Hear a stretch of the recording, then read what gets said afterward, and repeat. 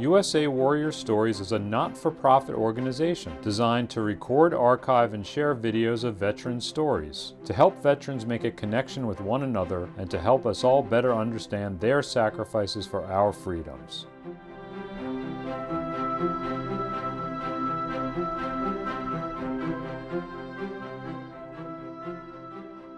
So my name is Ryan. I'm the Director of Veteran Affairs and Development with PAWS of War. We started back in 2014. We started as a program, which was our war-torn pup and cat program.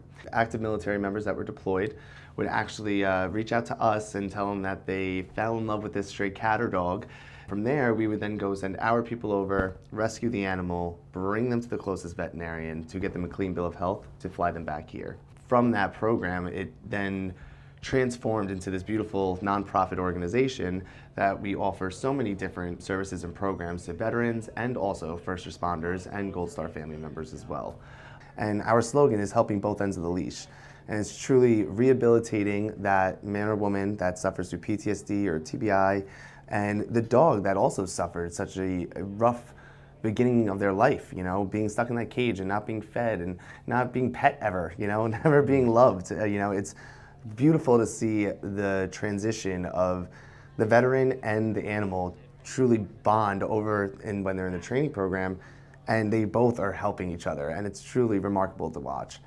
But they come back every week because they feel safe here and they feel like it's a sense of home, and that's what I love. And I love being able to be a part of that and being able to witness it because it is beautiful to see. I was in Vietnam in 1969, and I'm very happy to have come here. This is the best thing in the world for me. My dog and myself. You know, become very melancholy. I wasn't doing anything, and I do for her, and it does for me. And your goal is to train Merlot as a service dog? Absolutely, yeah. And if you don't mind me asking, do you have any issues with PTSD or any issues Yes. lingering? Yes, I'm 100% disabled. I was an infantry platoon sergeant, so I think that if you know anything about the Army, and back in those days, it was Enough said. enough. Yeah. You see enough, and you do enough, and you're 20 years old, and that's the only way you can get through it. My name is Kevin Kelly. I'm a retired New York City fireman from Tower Ladder 138 in Corona, Queens. On 9/11, we responded when the towers got hit. I was down there for probably about 2-3 months afterwards, on the pile, digging and whatever they needed us to do. After some years, not realizing why I was acting the way I was, I went to the fire department counseling unit, and I was diagnosed with anxiety, PTSD, and depression. A friend of mine told me about this organization. I got in a class very quickly, and I've been working with Donna probably for about a year, almost a year and a half now. At this point in your training, your dog should be looking at you and checking in. So I've been a dog trainer for over 40 years. When I was first called, I saw a need, and now I'm paying it forward. For all the veterans that were out there, our freedom was not free, and they need this. They need a reason to wake up in the morning. They need a reason to get out and socialize. Each class will come in and join another class, and they'll, oh, how are you? And what's going on with this? And so it's more than just dog training. It's socialization for those who wouldn't get out normally otherwise. And how does Tiller help you? He reads me, and he just knows how I'm feeling. If I'm in a bad mood, or if I get, like the other day, I tripped, I fell, I got hurt, and he came running over to me, and he sat by me, he started licking me, making sure I was okay.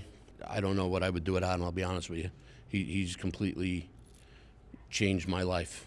My name's Lucia Capilupo. I am retired from the New York City Fire Department. I am a survivor of 9/11. We were down there months and months and months, going down into the pit and bringing body pieces up and so forth. The New York City Fire Department sent me to their counseling unit.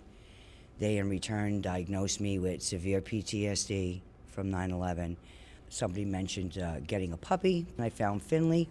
They recommended I go to PAWS of War, that they could help me there. the facility, PAWS of War, is just amazing to be able to do this for us. I don't think I would be able to do half the things that I do now. I can leave the house, I could go shopping, I can go into crowds with him now that we're learning to do all of that. And I have a more productive life with a working dog. I'm John Morrissey. I've been in the fire service for 47 years. It's really not about me, but about the dogs in PAWS of War. PAWS of War, if anybody wants to support an organization, this is one of the ones on Long Island that they should definitely support, because the services that they supply, the support that they supply is through the roof. My trainer, Donna, she's become almost like family. Plus the people that I train with, it's unbelievable. We've become such good friends. And this one right here, she's like my third hip. And she is a wonderful support, and I'm support for her. The War Torn Pup and Cat program, we go to Kuwait, to Jordan, to Africa. We have been anywhere that there is a military base that we have our U.S. military on or near. We have been most likely there to rescue some dog or cat or multiple animals at that time. The unfortunate thing that our military men and women see while they're serving overseas is that these animals are not treated well. They are used as target practice. They are sometimes tortured. Some of the stories that we have heard are just, terrible. And that's why they feel that it's so important to get these animals back over to America so then they can keep them in their home and give them the best life that they could ever possibly live. It's truly remarkable the amount of work that just goes into one rescue mission. We have about 15 active missions right now that we're working on to raise the money for, to get all those animals back over here, to then reunite them with the parents once they're finished with their deployment. Because of us growing into a nonprofit organization, we now do stateside rescue, and that's all across America, at kill shelters, at extreme neglect situations, or even backyard breeders, in order to continue our rescue missions and to continue helping all these animals and our veterans. It's really being able to have the donations come in from the community. But not only just that, we also can always use volunteers. Giving your time is just as important as giving us $1. So we are extremely appreciative and thankful for our donors, but also as well as our volunteers, because we would not be able to do the work that we do without either one of them. I believe they say that 22 veterans a day commit suicide. And a lot of people that go through our program said that I would have been just one of those statistics if I didn't find PAWS of War.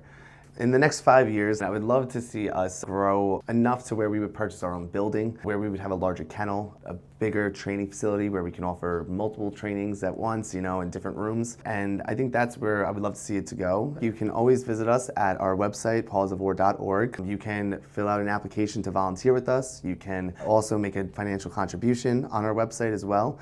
And you can learn about all the different programs that we offer that we weren't able to touch on today.